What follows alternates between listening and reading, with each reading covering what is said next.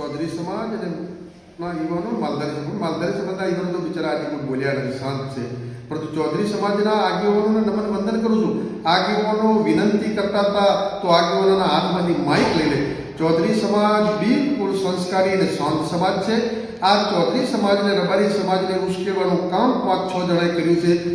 એ લોકોને મહેરબાની કરીને ભગવાન સદબુદ્ધિ આપે. ગુજરાતની શાંતિ દોડવાનું ઈરાદાપૂર્વક જેણે આ સંમેલન બોલાવ્યું છે એ બદ ઈરાદાથી બોલાવ્યું છે. નહીતર લીડર ને સેનાપતિ એવો જે સંમેલન બોલાવે તો ક્યાંય ઉશ્કેરાટ ના થાય. પરંતુ આ લોકોએ બદ ઈરાદાથી ચૌધરી સમાજને બદનામ કરવા અમુક લોકો ચૌધરી સમાજના માત્ર 5 માણસોએ ચૌધરી સમાજને રબારી સમાજ આમ અમે કેમ આવે એનો પ્લાન કર્યો હતો. બિચારા આગેવાનો કરગરતા હતા.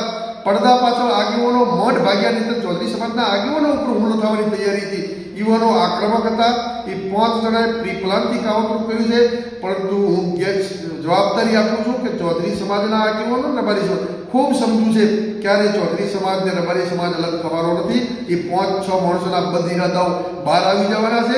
કોઈએ ડરવાની ચિંતા કરવાની જરૂર નથી. બંને સમાજો ભાઈચારાથી રહેવાનું છે.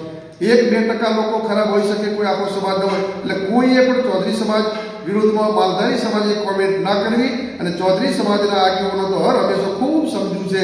આ 2-5 લોકોએ જે બદ ઇરાદાપૂર્વક રબારી સમાજની ઉપર હુમલો કરાવવાના કાવતરાના ઈરાદે ચૌધરી સમાજને બદનામ કરવા 5 લોકો જે કામ કર્યું છે એને ભગવાન સદબુદ્ધિ આપે.